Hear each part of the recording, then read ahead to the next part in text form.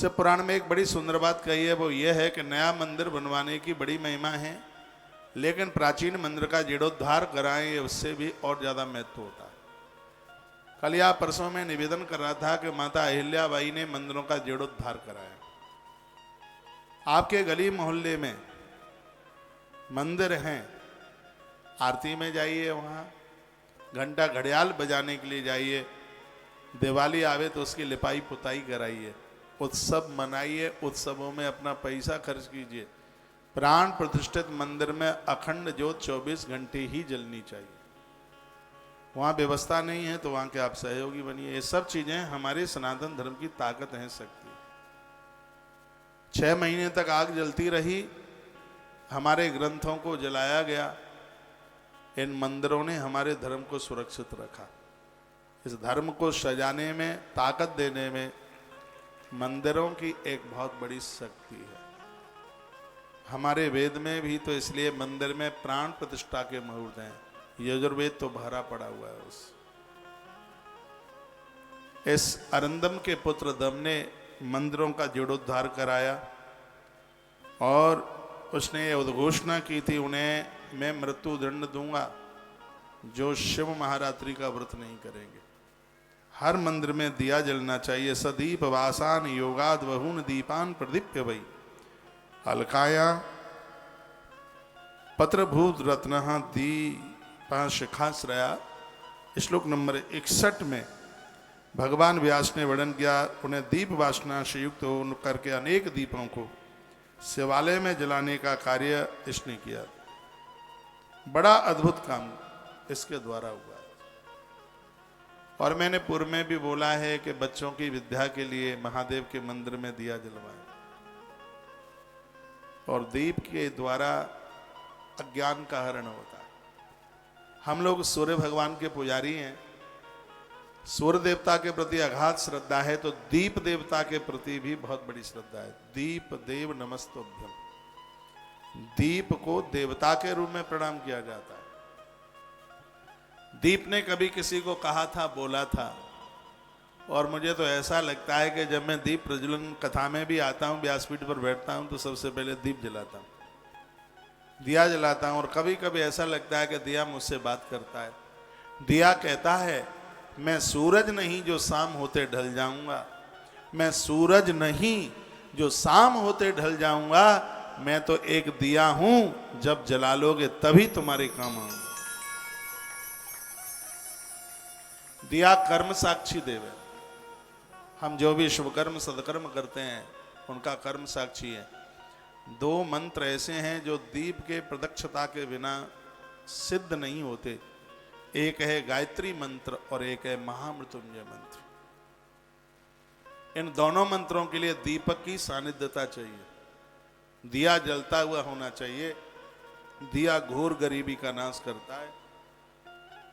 किसी के घर में धन की आवक कम है, धन टिकता नहीं है, तिल का दिया 40 दिन घर के मंदिर में अखंड जलाया जाए, बुझे नहीं, घोर गरीबी का नाश कर देगा दिया। सरसों के तेल की जो ज्योत है वो रोगों का नाश कर देती है। और जो घृत जो दिया है, घर में सदैव मंगल कार्य होते हैं, मांगलिक कार्य होता है, बच्चों के विवाह नहीं रुकते, घर में अच्छी बहू बेटी अच्छे घर में जाए, भजन में मन लगे। आप मेरे निवेदन पर घर में घी के दिए की ज्योत जला करके देख लीजिए, पूरे देश के तीर्थों की यात्रा न हो जाए तो ये घी की ज्योत का यह प्रभाव है। मंदिरों में दर्शन होगा, तीर्थ यात्रा आप गिन नहीं पाएंगे, साल में कितनी जगह आप तीर्थों में जाएंगे।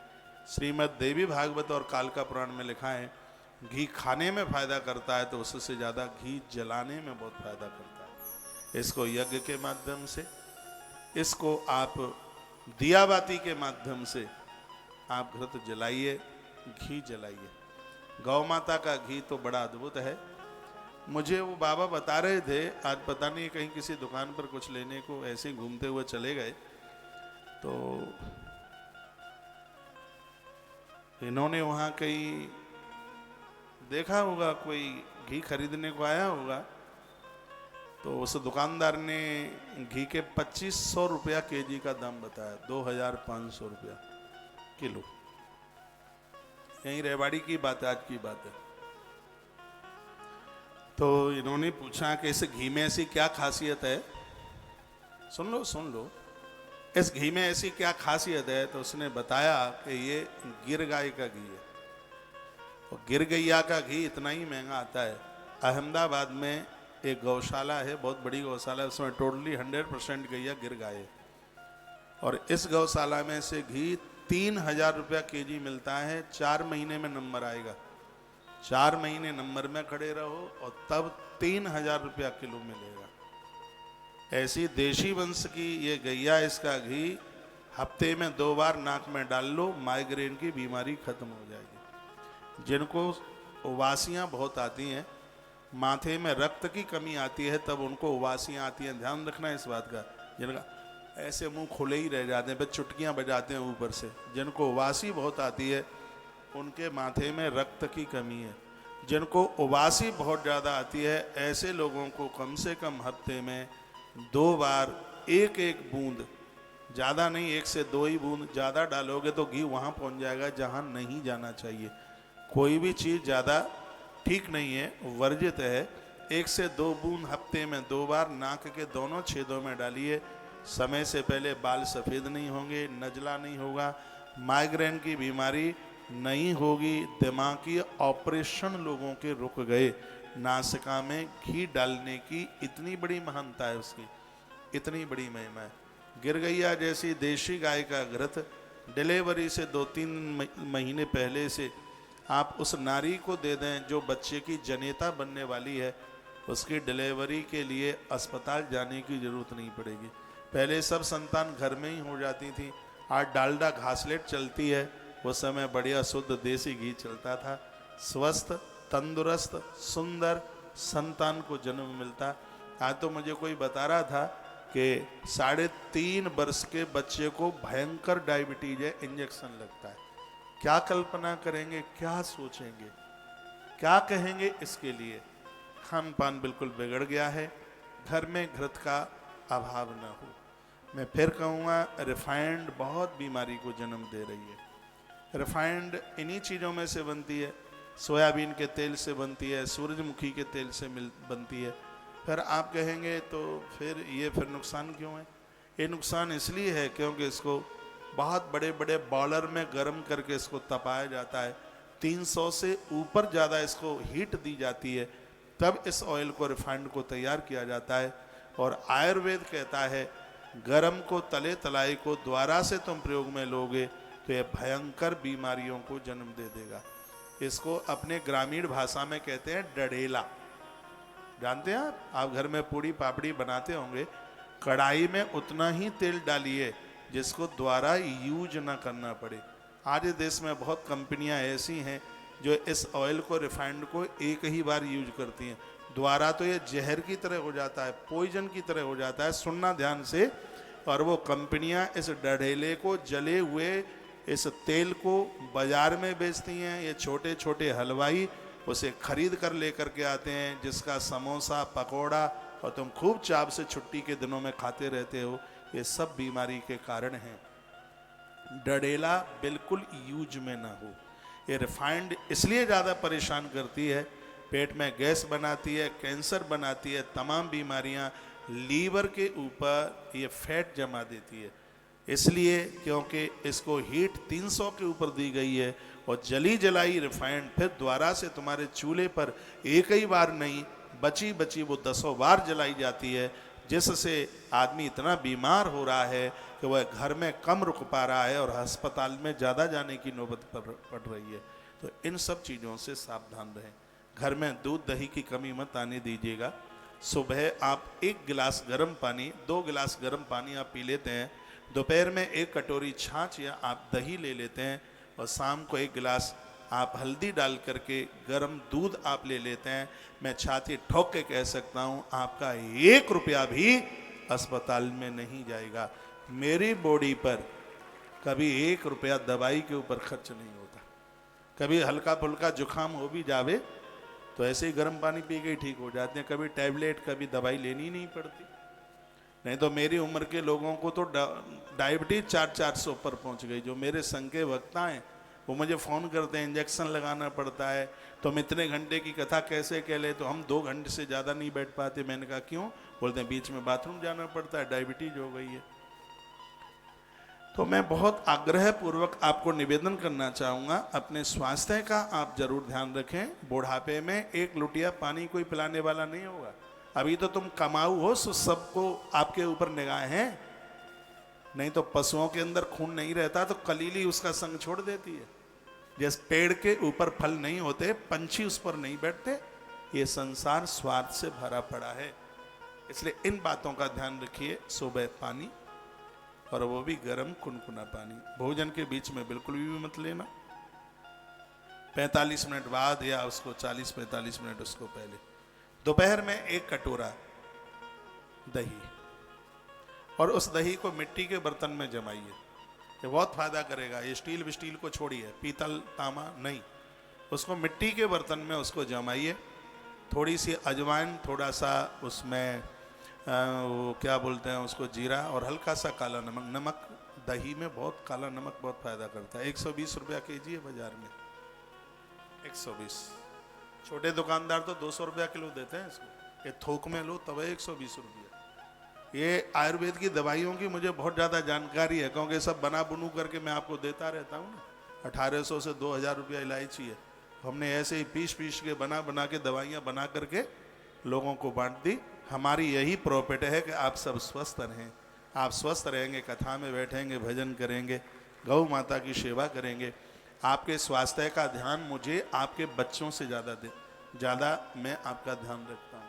आप स्वस्थ रहें, आपको कोई तकलीफ न हो।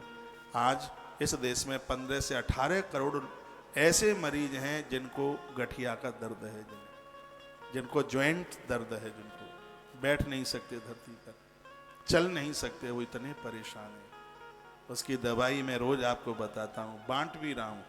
अपने स्वास्थ्य का ध्यान रखिए। ऐसी चीज़ें बिल्कुल भी मत खाइए जो आपके स्वास्थ्य को रोगड़ बना दे। बाजार की तली तलाएं चीज़ें मत खाइए। आज लोग फास्ट फूड खाते हैं, सब मरने के काम हो रहे हैं। ऐसा खाइए जो आपके स्वास्थ्य के लिए फ़ायदा हो। ये संकल्प ले लें कि फ्रिज का पानी नहीं पिएंगे। फ्रिज का पानी मत पियो, जहर है, बिल्कुल एकदम जहर है, ये समझ लीजिए। मैदा की चीज़ें मत खाओ ज़्यादा, थोड़ी खाओ, कम खाओ, ज़्यादा मत खाओ। जिन पदार्थों में चीनी पड़ी है उन चीज़ों को बिल्कुल बैन लगा दो, बंद कर दो। गुलाब जामुन भी खानी हो तो गुड़ की गुलाब जामुन बनाओ। नहीं बनानी आती हो तो फॉर्मूला मैं बता दूंगा, क्योंकि मैं भोजन भी बना लेता हूँ भगवान की कृपा से, प्रसाद बना लेता हूँ। हाँ, गुड़ की गुलाब जामुन बड़ी बढ़िया बनती है। जलेबी भी कभी खानी हो तो चीनी की जलेबी मत खाइए, पनीर की जलेबी खा लीजिए। पनीर की जलेबी खाने से ये दर्द, पनीर खाने से तो टूटी हुई हड्डी जुड़ जाती है। आपको ना पता हो तो मैं आपको बता देता हूँ। दही खाने से कैल्शियम बढ़ता है। ये घुटनों में दर्द कब आता है? जब हड्डियों में गैप हो जाता है, उसमें दूरियाँ हो जाती हैं, तो फिर ये हड्डियाँ बहुत चटकती हैं। और ये चाय वाय कॉफ़ी वो भी ये पीने से इसमें ये बड़ी दिक्कत होती है। अनिद्रा का रोग बन जाता है चाय पीने से, कैल्शियम की बीमारी हो जाती है। तो इसमें आप दही लीजिए, इसमें आप दूध, रात्रि का दूध अमृत की तरह है। रात का दूध, सुबह 9 बजे की शिकंजी। सुबह यदि नींबू में बीज न होता तो मरा आदमी खड़ा हो जाता। कौन से भी सीजन में हल्का सा नींबू निचोड़ करके जो पानी आप पीते हैं, इसमें जो अंदर की अम्लीयता है, क्षारीयता है, ये रोग कब बनता है आपको मालूम है? वात, पित्त और कफ, ये तीनों चीज़ें बिगड़ जाती हैं तो 148 रोग पनप जाते हैं। इन तीनों के बिगड़ने से, यदि ये तीनों के तीनों सही रहें तो आदमी बीमार होगा ही नहीं। वात, पित्त और कफ, आयुर्वेद कहता है ये तीनों के बिगड़ने से ही बीमारियां होती।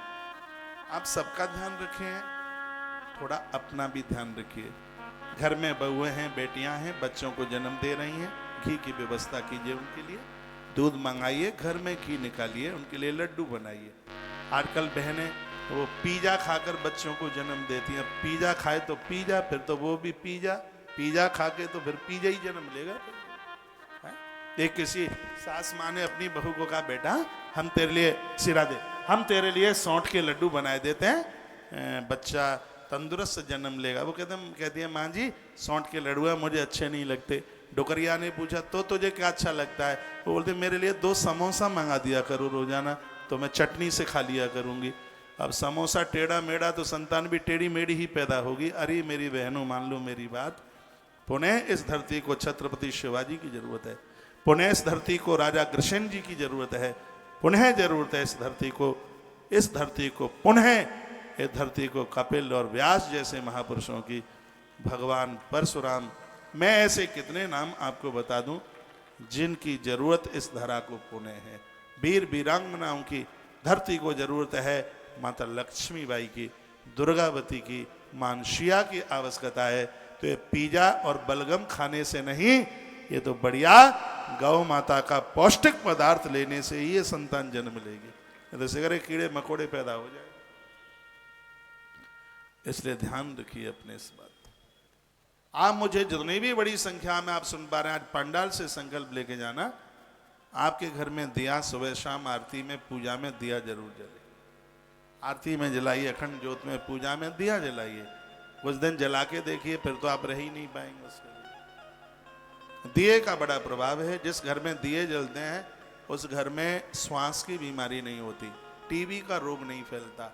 ये दिए की इतनी बड़ी महिमा है। जिस घर में दिए जलते हैं वहाँ ऑक्सीजन की कमी नहीं आती।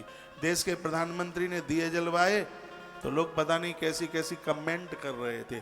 शंख बजने से अध्यात्म ऊर्जा, नकारात्मक ऊर्जा समाप्त वहाँ होती है।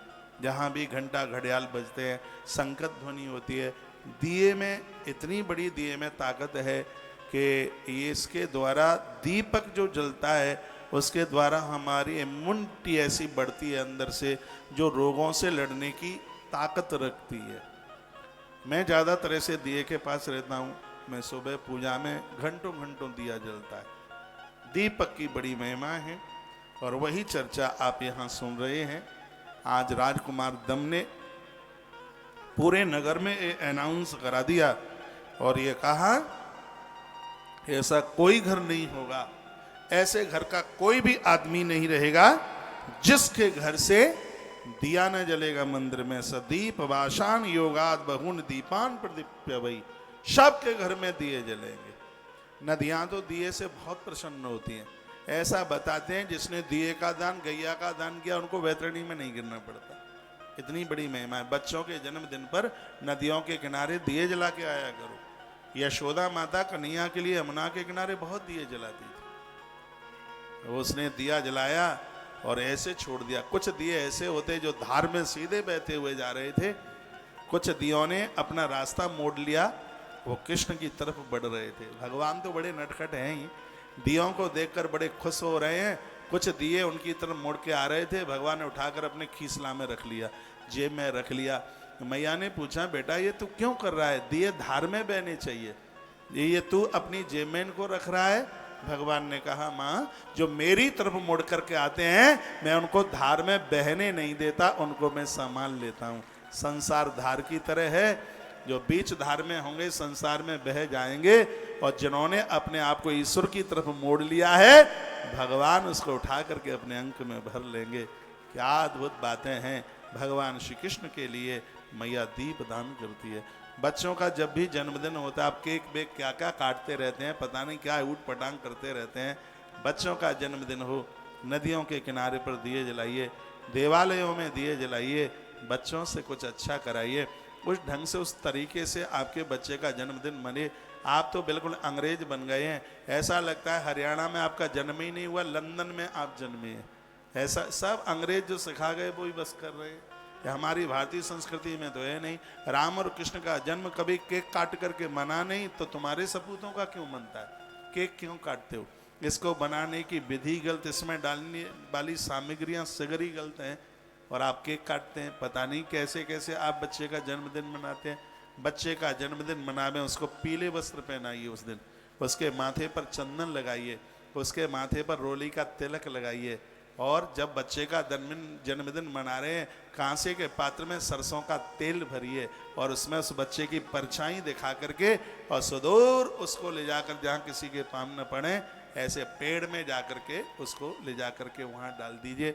इसको छायादान कहते हैं। इससे बच्चे की उम्र बढ़ती है, आरवल उसकी बढ़ती है, उसकी मेधावी बनता है, वो प्रज्ञावान बनता है। वो इस तरीके से मनाइए। घी के दिए जलाइए और उसमें वृद्ध जनों को, गुरुजनों को उसमें बुलाइए, हरिनाम संकीर्तन कराइए। ये सब चीज़ें बच्चे के जन्मदिन पर ही कराइए।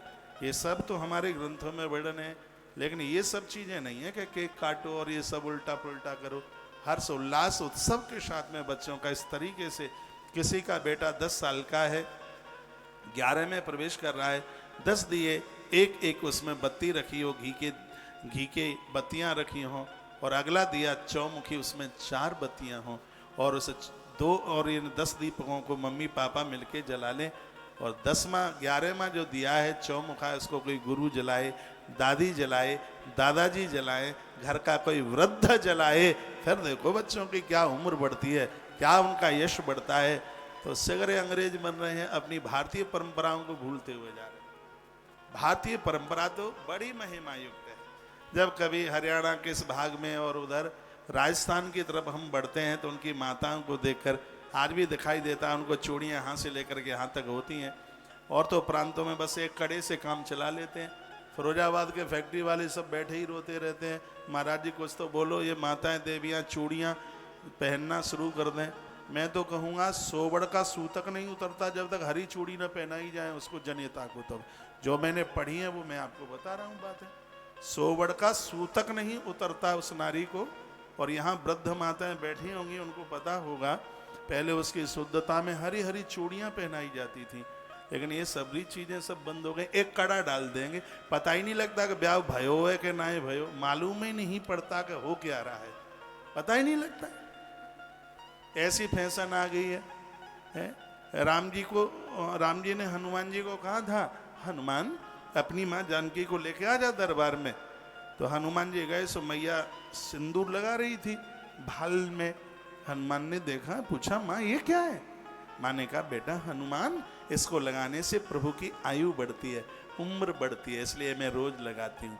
हनुमान जी मैया को उधर छोड़ के आ गए, पीछे से लौट के आ गए। डिबिया में जितना सिंदूर था वो सब हनुमान जी ने देह पर पोत लिया। सो सिंदूर लगाकर राम जी के सामने खड़े हुए। राम जी ने कहा हनुमान ये क्या है? हनुमान ने कहा भगवान मैया ने बताया है सिंदूर लगाकर आपकी उम्र बढ़ती है, तो हनुमान जी सिंदूर लपेट लेगा तो सब दुनिया के ऊपर आपकी कृपा बरसती रहेगी।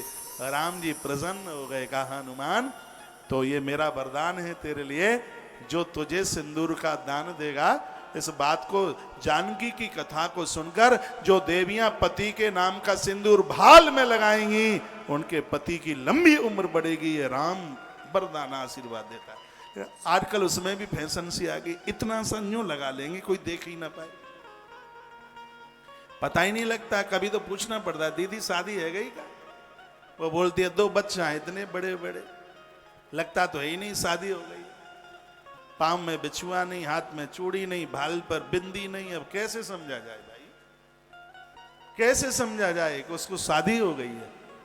पता तो लगे कि उसको शादी हुई है, पता तो लगे कि वो एक पति की वो पत्नी बनी है।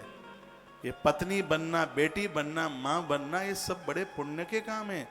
ये सब बिना पुण्यों के नहीं होता है। अच्छा पति मिले उसके लिए कितनी पूजा कुंवारी कन्याएं कार्तिक नहाती हैं, पचबीका करती हैं और पता नहीं क्या क्या अष्टमी का व्रत करती हैं, तब कोई अच्छा सा घर और अच्छा सा वर मिलता है।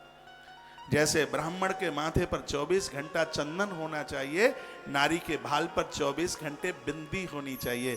बिंदी का रंग रक्त होना चाहिए, लेकिन आज तो जिस तरह की साड़ी होती है भाल पर बिंदी भी उसी रंग की होती है। ये फैशन देखो, बिंदी का रंग खून की तरह रक्त होना चाहिए। ये उसका पौरुष है, ये उसका शौर्य है, ये उसका रक्त लाल रंग होना चाहिए। लेकिन भाल पर बिंदी कम, बासपेशन की ऊपर वाली दीवार पर शीशा पर बिंदियां ज्यादा चिपकी रहती है। हो क्या गया ये? मैंने आप लोगों के ही तो बाथरूम में देख के आ गया हूँ, इसलिए तो यहाँ मैं बोल रहा हूँ। भाल पर आप अंदर से नहा करके आप निकलते हैं, आपका माथा सूना नहीं होना चाहिए, भाल के ऊपर बिंदी हो। 16 श्रृंगार नारी के हैं, उसमें बिंदी की बड़ी मेहनत। लेकिन वो सब चीजें सब लुप्त सी हो रही है, पिट सी रही है। ये बिल्कुल भी ना। पूजा में, किसी के चरण छूते समय और रसोई बनाते समय नारी के सिर के ऊपर पल्लू होना चाहिए, सिर ढका हुआ होना चाहिए। ये मर्यादा है।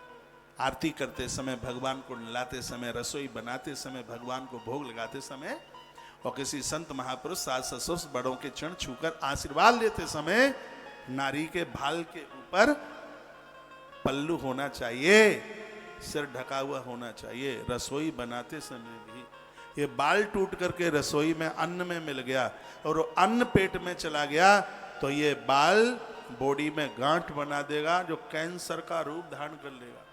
सिर्फ बीड़ी सिगरेट तंबाकू से ही कैंसर नहीं, इन सब चीजों से भी कैंसर पनप जाता है। ये जो बाल टूट करके अन्न के माध्यम से पेट में जाता है, इसके द्वारा शरीर में गांठें बन जाती हैं और वो गांठ कैंसर का रूप धारण कर लेती है।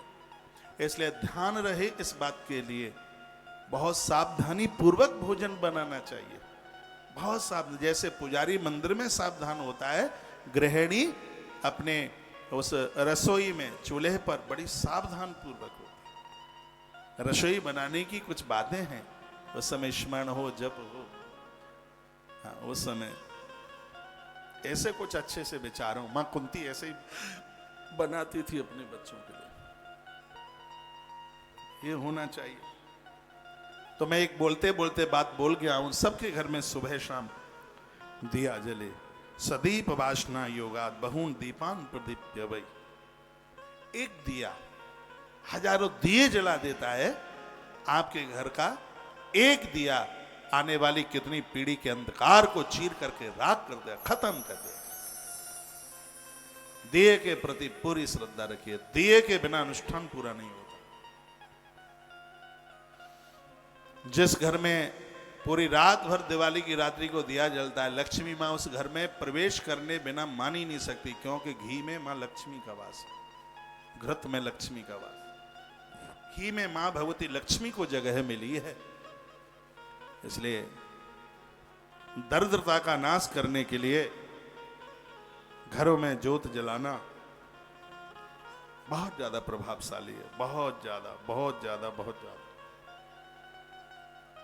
तो अरिंदम के बेटा दम जो पूर्व में गुणनिधि थे, मंदिर में मर गए थे, शिवरात्रि का दिन था, ये वही कथा चल रही है। मरते समय महादेव की पिंडी का दर्शन कर लिया था, प्रसाद लिया था। जो मरणासन्न लोग हैं घर में, 1 साल 6 महीने के, 4 महीने के ही बस हैं, पता नहीं कब चले जाएं, उन्हें गीता जी का 18वां अध्याय सुनाओ रोजाना। कटोरी में गंगा जल भरो, 5 पत्तियां डालो उसमें, और श्रीमद् भगवत गीता का 18 अध्याय सुनाओ। अध्याय पूरा हो जाए तो गंगा जल और तुलसी पत्र उनके मुंह में डालो।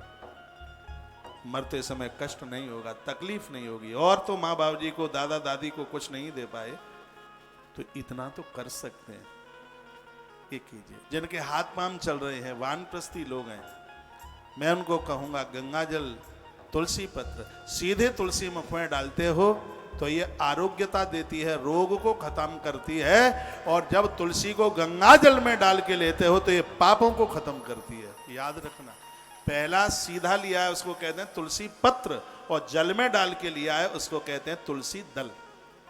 जो तुलसी पत्र है वो व्याधियों को समाप्त करता है, बीमारियों को, और जो तुलसी दल है वो पापों को समाप्त करता है, अपराधों को समाप्त करता है। तो इसलिए इस तुलसी को, 5 तुलसी के पत्ता आप गंगा जल में डालकर, श्रीमद् भगवत गीता का, मैं तो कहूंगा जिंदगी भर गीता का 18वां अध्याय पढ़ो।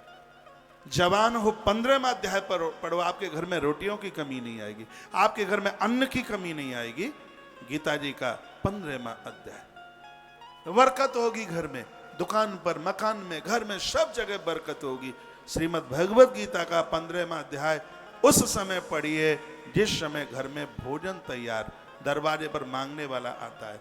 उस समय पुरखे भी दोपहर के समय में आते हैं। और ये नियम ले लें, आपके घर की रसोई तब शुरू हो, उससे पहले गीता जी का 15वां अध्याय पूरा कर दीजिए।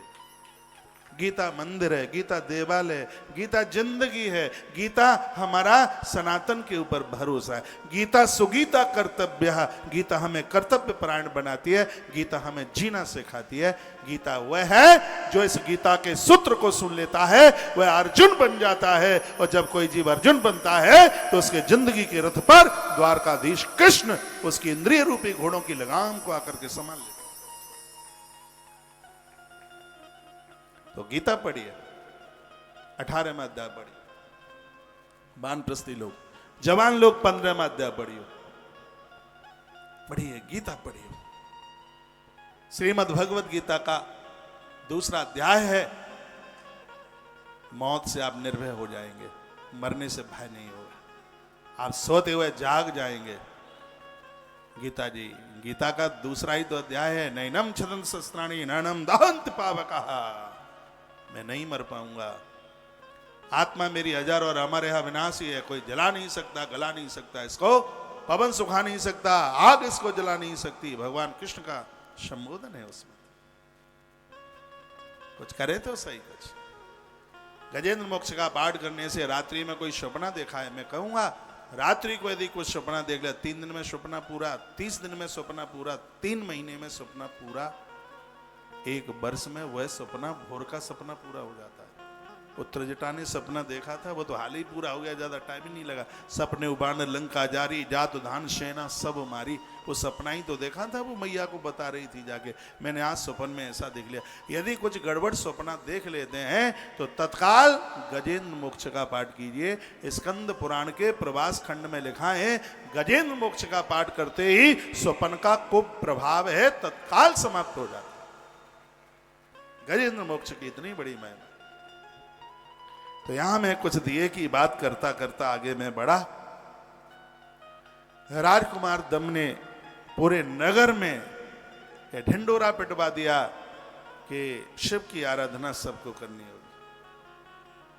तुमसे अपने बच्चे कब्जे में नहीं है, उसने पूरा एरिया कब्जे में कर लिया था, धन्य है वो है। उसके भय से, तो भय से भी यदि पूजा हो तो वो होनी चाहिए, स्वार्थ से भी पूजा हो तो वह होनी चाहिए, श्रद्धा से हो तो वो तो होती है, भय से भी पूजा।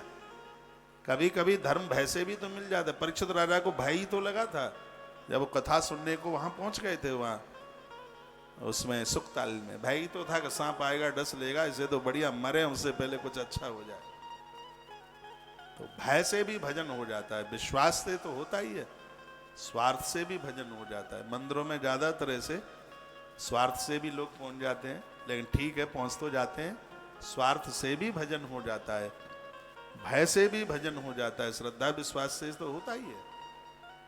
तो यहाँ इस नगर के जितने, कलिंग नगर के ये जितने भी लोग थे, वो राजकुमार के भय से सब मंदिर जाने लगे। जीर्णोद्धार मंदिरों के हुए, टूटा हुआ मंदिर बड़ा अशुभ है पूरे नगर गांव मोहल्ले के लिए, जिस पर गुम्मट नहीं है, जिस पर ध्वजा नहीं है, जिस पर कलश नहीं है।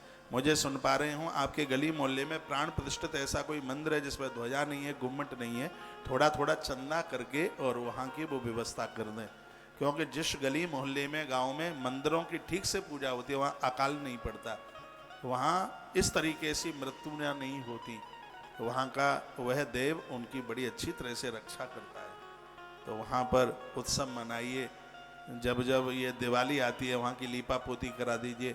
आसपास के मंदिरों में शीश पुराण में लिखा है तुलसी बेलपत्र लगाने की बहुत बड़ी महिमा है। गौ सदनों में, गाय सदनों में पीपल और बरगद, ये पीपल बरगद सब जगह नहीं लगाए जाते, बरगद और पीपल में गैया का गोबर और गैया का मूत्र भी आ जाए तो उसके लिए अमृत बन जाता है, उसमें दोष नहीं है। इसलिए ज्यादा तरह से बट और यह पीपल बेल ये सब गौ सदनों में लगे। मंदिरों के आसपास ज्यादा से ज्यादा वहां पर तुलसी, और हाँ तुलसी की भारी महिमा है वहां पर तुलसी आरोपित करा दीजिए, बेल के कुछ पेड़ वहां लगवा दें, तो वहां कुछ ऐसा हो जाए मंदिरों के आसपास, ये सब चीजें आप लगवा दें। इन सब का बड़ा विज्ञान है। जितने पेड़ ज्यादा होंगे लोगों की जिंदगी उतनी ही ज्यादा होगी। शतयुग में लोग लाख साल जी लेते थे, त्रेता में 66,000 वर्ष के हो गए थे। राम विवाह पर महाराज दशरथ, वाल्मीकि रामायण में वर्णन है।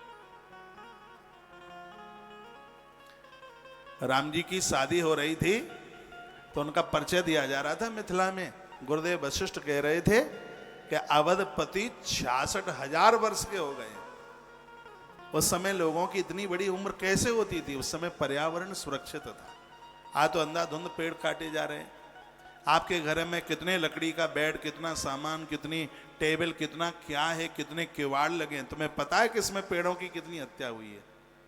और इस हत्या से हम निष्पाप तभी हो पाएंगे, घर में जितने लोग हैं उतने पेड़ हर वर्ष लगाइए, पर्यावरण में कमी ना आवे, पेड़ों में कमी ना आवे।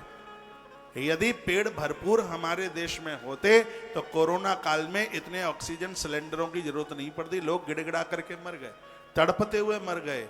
यह देश उनके लिए ऑक्सीजन पूरी नहीं कर पाया। आप घी जलाते हैं, उससे ऑक्सीजन मिलती है। यज्ञ में बेल जलाया जाता है, पीपल जलाया जाता है। पीपल रसोई में नहीं जला सकते, लेकिन यज्ञ में पीपल जलाने से उसका धुआं जहां जहां तक पहुंचेगा वहां बीमारी नहीं फैलेगी। इतना बड़ा प्रभाव है उसका। इन सब चीजों का एक बहुत बड़ा अपना विज्ञान है। आज की कथा आप सुन रहे हैं बड़ी श्रद्धा से, तो आज यह सुनकर के जाना, सुबह शाम आपके घर में दिया बाती जरूर हो, दिए जरूर जले। आप देखिए घर की आरोग्यता देखिए, घर का वैभव, घर की संपदा देखिए, आप कैसे बढ़ते हुए जाएंगे। करके देखें आप मेरी बहुत बातों का विश्वास करते हैं, ये भी आप विश्वास में ढाल लीजिए। इसमें कोई स्वार्थ नहीं है, मैं कोई आपसे नोट नहीं मांग रहा। वो दिए का प्रकाश भी आपके घर में होगा, सुगंधी भी आपके ही घर में होगी और आरोग्यता भी आपके ही घर में होगी। मैं तो उसमें से कुछ ले नहीं रहा हूं आपसे। इस ग्रंथ में मेरे सामने से महापुराण रखा है और ये तमाम बातें उसके 18वें अध्याय में जो गाई गई हैं, दीप की महिमा बताई गई है, वो मैं आपके बीच में रख रहा हूं। शिवालय देव योगात चोर युतम बशु। जो शिवालय में चोरी करता हुआ मरा था, उसकी जिंदगी देखिए, मृत्यु के समय पर उसने महादेव को देख लिया। इसके कितना कितना जन्म उसका सफल हो गया। आज जन्म से ही उसने शिवालयों का निर्माण कराया। लोग आनंद के साथ जीवन जी रहे थे और इस ग्रंथ में वर्णन है कि धर्म इतना उच्च कोटि पर बढ़ गया था, नंदी और भृंगी मरे हुए व्यक्ति को लेने के लिए धरती पर उतर करके आ रहे थे। पाप नाम की संज्ञा ही समाप्त हो रही थी। लोग कहते हैं कि ये मंदिर सब विडंबना है, लोग कहते हैं कि मंदिर ये सब ऐसा ही है, ये कुछ नहीं है, लेकिन ये ग्रंथ कहता है कि मंदिर सतयुग में भी थे। मंदिर ये नहीं है कलयुग में ही पैदा हो गए हैं, सतयुग में ये मंदिरों की कथा चल रही है। राजा अरिंदम के पुत्र दम ने जिनका जीर्णोद्धार कराया, ये सतयुग की कथा है। त्रेता में मंदिर दिखाई दिया। आप रामायण पढ़ दें, त्रेता में मंदिर दिखा, कहां?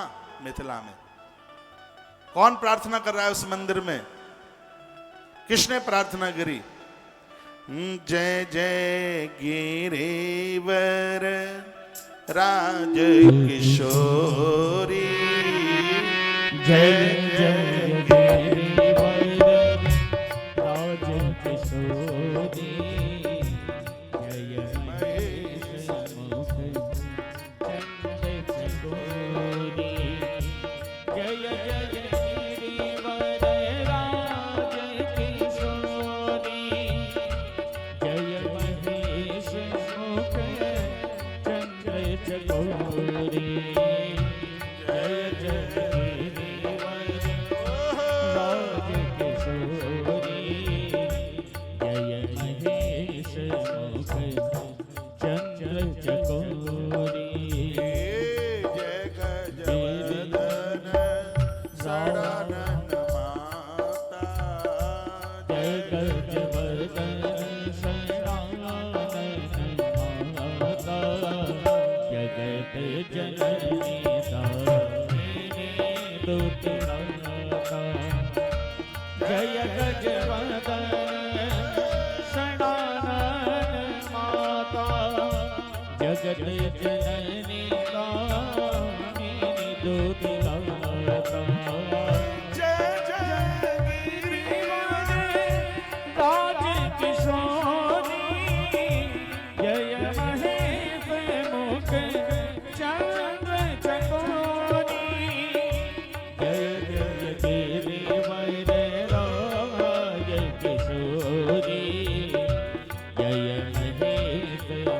चंद्र चकोरी गिरिवर राज किशोरी जय महेश मुख चंद्र चकोरी। बोलिए भक्तवत्सल भगवान की जय हो। श्री हनुमंत बलवंत महाराज की जय हो। त्रेता में माता जानकी ने मंदिर में पूजा करी, ऐसा प्रमाण मिलता। द्वापर में तो बहुत मंदिरों की चर्चा हुई ही है, तो ये मंदिरों वाली बात, मंदिरों का तो दर्शन हर युग में था, इसलिए मंदिरों के प्रति हमारी पूरी श्रद्धा हो। सनातन धर्म की शक्ति है मंदिर। मंदिर के बारे में कहा जाता है, भले ही किसी एक व्यक्ति ने मंदिर बनाया हो, मंदिर, प्याऊ, कुआं, रास्ता, ये सब सार्वजनिक होते हैं, उसमें कोई ताला नहीं डाल सकता। ये नहीं कह सकता कि मंदिर मेरा है, हम आएंगे तभी मंदिर खुलेगा, बाद में ताला रहेगा। प्राण प्रतिष्ठित मंदिर है, उसके ऊपर सबका अधिकार। तो राजकुमार दम के द्वारा मंदिरों का जीर्णोद्धार हुआ, दिए जलाए गए और समय आने पर कुमार दम की मृत्यु हुई। ऐसा ग्रंथ में लिखा है कि स्वयं भगवान महादेव इसको लेने के लिए आए। कोई विशेष व्यक्ति आता है एयरपोर्ट पर या स्टेशन पर, तो आप नौकर चाकरों से थोड़ी कहते हैं, आप खुद ही जाते हैं गाड़ी लेकर के। आपका कोई गुरु आवे, कोई मित्र आवे, क्या अपना कोई खास रिश्तेदार आवे, तो आप ये थोड़ी ही कहते हैं नौकर से कि बबलू तू चला जाना, वैसे ऐसे वो आ रहे हैं, तो नहीं, खुद जाता है, सेठ खुद जाता है, मालिक खुद जाता है। उसी प्रकार से जब कोई विशेष व्यक्ति यहाँ से ऊपर यात्रा करता है, तो भगवान अपने नौकरों को, दूतों को नहीं, स्वयं भगवान स्वयं उसको लेने के लिए आते। एक बार अकबर ने बीरबल से कहा कि भाई ये बता, तेरा भगवान इतना बड़ा है, इतने मंदिर हैं, उसकी इतनी आरतियां होती हैं, पूजा पाठ होता है, तो बार बार सुना जाता है वो धरती पर आया, अवतार हुआ, क्या आया? ये दुख दुविधाएं मिटाने के लिए वो अपने नौकर चाकरों को भी तो भेज सकता था, उसको खुद आने की जरूरत क्या थी? यहाँ पर कहते हैं कि उसको बचाने के लिए खुद आ गया, हाथी को बचाने को आ गया, द्रौपदी का वस्त्र बनाने के लिए आ गया, ये सब वो बोला था। तो वो अपने नौकर चाकरों को भेज दे इतना बड़ा, तो उसको खुद आने की जरूरत क्या? बीरबल ने कहा समय आने पर इसका जवाब दे देंगे। तो एक दिन की बात, अकबर ने बीरबल को कहा कि आज हमें समुद्र घूमने के लिए जाना है, तो हम, तुम और मेरा बेटा तीनों चलेंगे। बीरबल को मौका मिल गया कि आज इसके प्रश्न का जरूर समाधान हो जाएगा। तो नौका सजाई गई, नाव में बैठे। बीरबल तो बड़े चतुर हैं, माँ सरस्वती तो उनके कंठ में ही रहती थी। तो जितना बड़ा उनका बेटा था, उतना बड़ा बीरबल ने एक पुतला बना के तैयार किया और राजा को पता नहीं लगने दिया इस बात का। जैसे ही आगे वो नाव पहुंची, तो इतने में बीरबल ने वो पुतला है वो पानी में डाल दिया और राजा के बेटे को पीठ के पीछे कर लिया। राजा ने कहा बीरबल ये आवाज कहां से आई? बीरबल ने कहा तुम्हारे बेटे ने छलांग लगाई। सुनते ही राजा ने नाव में से, नौका में से छलांग लगाई बच्चे को ढूंढने के लिए। बीरबल ने देखा कि राजा मर जाएगा, उसको बाहर निकाल के उल्टा किया, पानी बाहर निकाला, कहा साहब आपके प्रश्न का जवाब पूरा हो गया। कहा कैसे? बीरबल ने कहा जिंदे तो हो, सकुशल से तो हो, कोई दिक्कत तो नहीं है। कहा बेटा तो मिला नहीं। कहा बेटा ये खड़ा है। कहा ये ऐसा कैसे हुआ? कहा राजन तुमने पूछा था संसार में उसके भक्तों को कष्ट आता है, वो खुद ही क्यों दौड़ पड़ता है, अपने वह दूतों को क्यों नहीं बोलता, नौकर चाकरों को क्यों नहीं बोलता? राजन बात तो कुछ ऐसी है, नाव में हम तुम तुम्हारा बेटा तीनों थे, तुमने पूछा कि आवाज़ काहे की आई, मैंने कहा पानी में तुम्हारे बेटे ने छलांग लगाई। राजा साहब तुम्हारे पास मैं भी बैठा था, तुमने एक भी बार मुझसे यह नहीं कहा कि मेरे बेटे को बचाने के लिए बीरबल कुछ करो, नाव से छलांग लगा दो। तुम्हें तुम्हारा बेटा इतना प्यारा लगा तो उसको बचाने के लिए तुम खुद कूद पड़े। उसी प्रकार से भक्त भगवान को इतने प्यारे लगते हैं, वो किसी को नहीं कहते, सागर में, भव सागर में खुद छलांग लगा देते हैं अपने बच्चों को बचाने। कुछ विशेष होते हैं जो भगवान के अपने होते हैं, सदाचारी होते हैं, उनके लिए भगवान खुद पहुंचते हैं। भगवान महादेव इस कथा के अनुसार कुमार दम को लेने के लिए स्वयं धरा पर चल कर गया। दम की यात्रा भगवान के धाम के लिए हुई। सूत सौनक्षियों को सुना रहे हैं, ब्रह्मा जी नारद को सुना रहे हैं, कहते पाद में कल्पे मम पुरा, अध्याय नंबर 19। ब्रह्मणो मानसांसुता पाद में कल्पे मम पुरा ब्रह्मणो मानसाद सुता। पद्म कल्प के समय पर यह कल्प बड़ा अद्भुत है। कल्प ऐसा बताते हैं कि जो भगवान का भक्त दुनिया छोड़ के जाता है तो भगवान उसके ऊपर राजी हो जाएं तो कम से कम एक कल्प तक तो वो भगवान के चरणों में वास करता है। कल्प की उम्र कितनी होती है सुन लो। कलयुग की उम्र है 4,32,000, द्वापुर की इससे दूनी है, त्रेता की इससे 3 गुनी है, सतयुग की इससे 4 गुनी है। जब ये चारों एक एक बार निकल जाते हैं तब उसको एक चतुर्युगी कहते हैं। जब यह चारों के चारों युग, ये चारों के चारों युग 71 बार निकल जाते हैं तब इसको एक मनवंतर कहते हैं। और वो एक मनवंतर 14 बार निकल जाता है तब उसको एक कल्प कहते हैं। तो जो कोई भगवान का भक्त बनकर के जिंदगी जीता है कम से कम एक कल्प तक भगवान के चरणों में वास करता है, आनंद लेता है। कल्प की उम्र समझ गए? कलयुग 4,32,000, द्वापुर 8,64,000, त्रेता इससे 3 गुना, कलियुग से 3 गुना, सतयुग इससे कलयुग से 4 गुना। एक एक बार ये 4 बार निकल जाएं तो एक चतुर्युगी, और चतुर्युगी 71 बार निकल जाए, ये चारों युग मिलके 71 बार निकले तब एक मनवंतर। अब वो एक जो मनवंतर है वो 14 बार निकल जावे तब एक कल्प पूरा होता है। और इतने समय तक ये भक्त भगवान के चरणों में जो आनंद लेता है ये उसके पुण्यों का प्रभाव। तो पाद्म नाम का कल्प था। पाद्मे कल्पे मम पुराह ब्रह्मणो मानसाद सुता।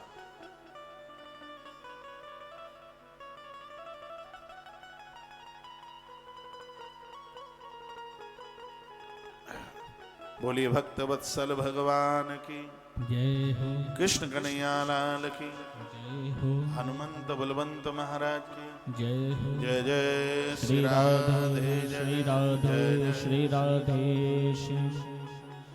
तो पाद्म कल्प में एक ब्राह्मण के घर में इसका जन्म हो गया। किसका? जो पहले कभी गुणनिधि मंदिर में मारा था, दूसरी बार कलिंग देश में राजकुमार दम बन के आया था, तीसरी बार एक ब्राह्मण के घर में इसका जन्म हो रहा है। किसके घर में जन्म हो रहा है? पुलस्याद विश्रवा जज्ञे तस वै श्रवण सुता। एक बड़े अद्भुत महात्मा हुए पुलस्त, भारत की धरती पर जिनका जन्म हुआ, ब्रह्मा जी के मानस पुत्र थे। ब्रह्मा जी नारद को कथा सुनाते हैं, कहते हैं कि मेरे पुत्र और तुम्हारे भाई रहे हैं नारद, उनका नाम रहा है पुलस्त। पुलस्त के बेटे हुए विश्रवा। विश्रवा ने कई विवाह थे उनके, उनमें से एक पत्नी को तो रावण और कुंभकर्ण हुए हैं, सब जानते हैं उसके बारे में। विश्रवा की एक पत्नी और थी, उनको एक बेटा हुआ, उसका नाम था वैश्रवण।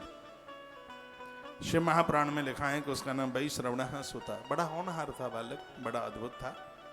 तेने हम अलका भक्ता पुरी विश्वकृता कृता आराध्यम त्र्यंबकम देवा मशुग्रह तपसा पुरा। इसने भगवान महादेव का 5100 वर्ष तक तप किया, काशी में पहुंच करके तप किया। भक्ति प्रभावम विज्ञाय शंभुस्त दीप्य मात्रता। महादेव जैसा तेज इसके चेहरे से झलक रहा था। लंबे समय तक इसकी तपस्या सेवक्य सुमहापात्रम तपो अग्नि पर ब्रह्मेतम। पुराणाकार कहते हैं कि भगवान शंकर ने इसको बड़ा निर्मल ज्ञान दे दिया। यह रोजाना भगवान भोलेनाथ के फूलों से उनकी रोजाना पूजा करता है। कई ग्रंथों में 5000 वर्ष लिखा है, लेकिन जो शिव महापुराण में इस कथा का तो वर्णन किया गया है कि इसने इतना पूजन किया भगवान श्री भोलेनाथ का। वर्णन है इसमें कि भगवान शंकर इतने प्रसन्न हो गए, इसमें लिखा है कि 10,000 वर्ष तक इतनी घोर तपस्या कि शरीर की सिर्फ हड्डियां रह गई। कथा लिंग पुराण में भी है, संजय में शिव महापुराण में इस कथा का बहुत विस्तार। इतना तप किया कि सिर्फ अस्थियां, सिर्फ हड्डियां ही दिखाई दे रही थी। वर्षाणाम अयुतम शतम यावद बभूव तपस्ता अस्थि परशोषितम, 8 नंबर का श्लोक है। सिर्फ हड्डियां दिखाई दे रही थी। भगवान शिव बहुत ही इसके ऊपर प्रसन्न हुए और भगवान भगवती जगदम्बा के साथ संभो समीपे का योश देशाम सर्वांग सुंदरी, मैया तो बड़ी सुंदर है ही मां भोलेनाथ के साथ में चल करके आई और वैश्रवण के सामने दोनों के दोनों आकर के प्रकट हो गए। ददर्श श्री कंठम चंद्र चूड़ उवाददम, नीला कंठ था। 12 नंबर के श्लोक में भगवान के सौंदर्य का वर्णन किया गया है। तत्तेज प्रभूताक्ष तेजा समीप लोचन, बड़ी बड़ी आंखें, कपूर जैसा जिनका शरीर है, देह है, ऐसे भगवान वहां पर आके प्रकट हो गए। वाच देव देवेशम मनोरथ पदातिगम, भगवान बोले तुम्हारे मनोरथ को पूरा करूंगा, मांग लो तुम्हें क्या चाहिए। तो अहमेव वरुणाथ यत्तम साक्षात निरीक्षय, भगवान आपने मेरे ऊपर कृपा की दृष्टि डाली है, आप मेरे पास में आए हैं, अब क्या चाहिए, आपका दर्शन ही हो गया, अब तो कोई कामना ही नहीं है मांगने की। क्या मांग? भगवान शिव वरदान देने के लिए खड़े हुए थे। तिरछी निगाह से वही श्रवण बहुत देर तक मां गौरी को देखता रहा, मां परंबा को देखता रहा। तो क्रूर द्रविक्षते यावत पुनः पुनरिंदम बदन तावत विस्फोटकम तन नेत्रम बाम वामाम बिलोकनाथ, 19 नंबर का श्लोक है।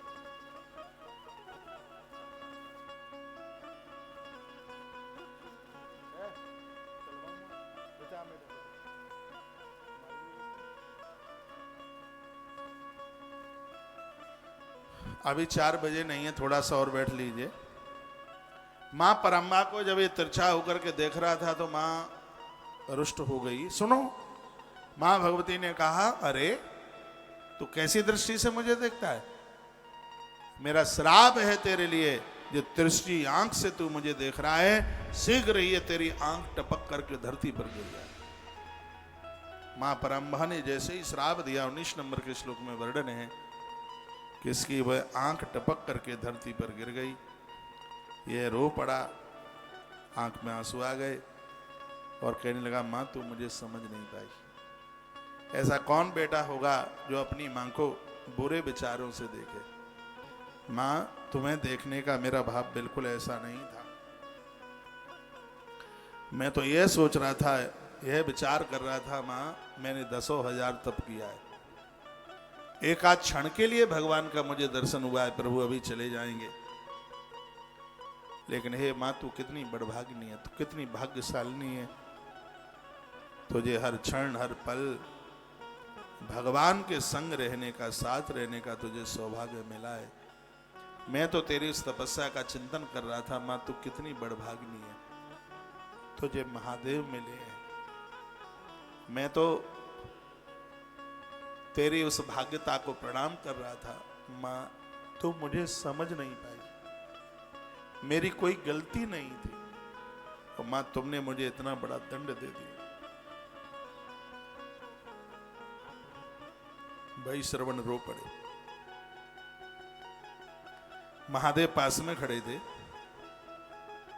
मैया ने भगवान शंकर को पूछा, क्या ये सही कह रहा है? भोलेनाथ ने कहा, बिल्कुल सही कह रहा है देवी, ये तुम्हारा अनन्य भक्त है। तुम साथ में क्यों आई हो मालूम है? मैं तुम्हें लेके नहीं आया, तुमने ही कहा था कि मेरा जाने का मन है। ये हमेशा यही कहता रहा था, हे माँ कृपा कर दो, एक बार प्रभु का दर्शन करा दो। जब जब इसने मेरा नाम लिया, मेरे नाम से पहले इसने तुम्हें पुकारा। तुम्हारे प्रति इसकी बड़ी श्रद्धा है। सीधी बात है, राधे को पुकारोगे तो श्याम जी आएंगे, सीता माँ को पुकारोगे तो राम जी आएंगे, पराम्भा को बुलाओगे तो महादेव आएंगे। कहा देवी तुमने इसे समझा नहीं, ये तुम्हारा परम भक्त है। ऐसा कोई क्षण नहीं था जिन क्षणों में इसने तुम्हें याद न किया, इसलिए मेरे साथ तुम्हारा आना हुआ। मां रो पड़ी। और मैया ने क्या कहा, बेटा मेरे श्राप से तुम्हारी एक आंख नीचे गिर गई, तो देवेन दत्ता ये तुभ्यम बरा संतो तथैवते। तो आज मैं तुम्हें वरदान भी दे देती हूँ। 31 नंबर के श्लोक में माँ ने इसका नाम संस्कार कर दिया। क्या बोली मैया? मैया इसको कहने लगी, 31 नंबर का श्लोक है, माता ने कहा कुबेरो भव नामना तुम मम रूपेर्षयासुता। बेटा आज से लोग तुमको कुबेर के नाम से जानेंगे, तुम्हारा नाम कुबेर होगा और मैं तुम्हें यक्षों का मालिक बनाए देती हूँ। यक्षाणाम किन्नराणाम च राज्ञम राजा च शुभ्रता है। श्लोक नंबर 25। तुम यक्षों के राजा बनोगे, यक्षों के तुम अधिपति बनोगे। मां भगवती ने 30 नंबर के श्लोक में कहा वत्स ते निर्मला भक्तिर भवे भवत सर्वदा। तेरी भक्ति निर्मल, शिव तुझे कभी विस्मृत नहीं करेंगे, तुझे कभी छोड़ेंगे नहीं। वरान देवो देव्यास महेश्वरा धन दाया विवेशाद धाम वैश्वारा धाम वैश्वेश्वरा विदम। 32 नंबर के श्लोक में माने कहा तुम धन के अधिपति होंगे, इसलिए लोग तुमको धनद के नाम से जानेंगे, दुनिया में तुम्हारी पूजा होगी। और आज की यह तिथि बड़ी अद्भुत होगी। दिवाली से 2 दिन पहले, जिसको आप धन त्रयोदशी के नाम से जानते हैं, इसी दिन महादेव ने कुबेर को दर्शन दिए और मैया ने इसी दिन कुबेर को धनपति बना दिया। इसलिए उस दिन भगवान के दर्शन होते हैं जो सागर में से निकले हैं, धनवंतरी भगवान। तो उस दिन भगवान कुबेर की भी पूजा होती है। माता ने इसको धनपति बना दिया और मैया ने कहा देवताओं को भी जरूरत होगी तो वो तुमसे धन मांगने के लिए आएंगे। माँ का यह आशीर्वाद था, माँ का यह वरदान इसको मिला। देवताओं को भी जरूरत पड़ी तो वो पहुंचे मांगने के लिए। एक बार क्या हुआ कि मैया बैकुंठ छोड़ करके मृत्यु लोक आ गई। कोई अनसुनी सी बात हो गई होगी, वो धरती पर आ गई। मैया लक्ष्मी माता धरती पर आई और उन्होंने धरती पर एक राजा के घर में जन्म ले लिया और राजा ने उस अपनी बेटी का नाम पद्मा रख दिया, पद्मावती पद्मा। तो भगवान भी अपनी गृहिणी को ढूंढते ढूंढते आए तो मृत्यु लोक में एक दिन मुलाकात हो गई। कहा लक्ष्मी तुम यहाँ आ गई हो, बैकुंठ सुनना लग रहा है, चलो हमारे साथ। मैया ने कहा तो इस संग से तो हम तुम्हारे संग जाते नहीं, यदि हमें ले जाना चाहते हो तो दुल्हन बनाकर लेके जाइए और तुम भी यहाँ आकर के जन्म ले लो। तो भगवान भी धरती पर जन्म ले लिए। भगवान का नाम हुआ श्रीनिवास वेंकटेश रमणा, जो आज तिरुपति बालाजी के रूप में बैठे हैं। तो अब विवाह का समय आया। ब्रह्मांड पुराण में कथा बड़ी अद्भुत है और सुनाई है मैंने तिरुपति बालाजी का महात्म्य कई दिनों तक सुनाया ब्रह्मांड पुराण में। आपको ध्यान हो, आप भूल गए हैं। ये 18 पुराण उपपुराणों की कथा बहुत विस्तार पूर्वक हुई है। तो कहा कि विवाह करके लेके जाओ और ऐसा विवाह होना चाहिए जो धरती पर ना हुआ हो किसी का। और उन्होंने सोचा कि पैसा कहाँ से आवे, वो तो लीला धरती पर जन्म तो ले लिया किसी के घर में, अब विवाह के लिए चाहिए पैसा। तो श्रीनिवास भगवान सीधे महादेव के पास पहुंचे और कहा भोलेनाथ विवाह रचाने को हम तैयार हैं और हमें धन की जरूरत है। शंकर जी ने कहा सुनो सुनो, मेरा मित्र है कुबेर, मैं कुबेर को बुलाता हूं, यदि वो पैसा दे दे तो। महादेव ने कुबेर को बुलाया। कुबेर को कहा कि भगवान विष्णु लीला कर रहे हैं, धरती पर आए हैं, इन्हें धन की जरूरत है, पैसा दे दो। तो कुबेर ने कहा ऐसे कैसे दे दूं, मुझे हिसाब सब देना पड़ेगा। हाँ उधारी में तो दे सकता हूं। तो भगवान बोले तो उधारी दे दो। तो कुबेर ने कहा तारीख तो बताओ, तिथि तो बताओ, कब तक तुम इसको पटा दोगे। भगवान बोले मेरे यहां बहुत भगत आएंगे, कलयुग के अंत तक मैं तुम्हारे पैसे को पूरा चुकता कर दूंगा। भगवान तृप्ति बालाजी बन करके बैठे हैं। कुबेर जी ने जो भी पैसा उनके विवाह में दिया, आज भगत लोग वहां सब हुंडियां भर भर करके वो सिगरा पैसा येन केन प्रकारेण वो धनद के पास में, कुबेर के पास में जाके कलयुग के अंत तक ये पैसा पटता रहेगा। ये भगवान के विवाह का कर्जा चुकाने के लिए लोग उस हुंडी में डाल करके आ जाते हैं। ऐसी कथाएं हैं, ऐसा भक्त लोग ऐसा वर्णन करते हैं कि भगवान को भी जरूरत होती है। तो कुबेर का लेखा जोखा बड़ा साफ सुथरा। ऐसे इस वैश्रवण को कुबेर बनाने वाली मां भगवती जगदम्बा है।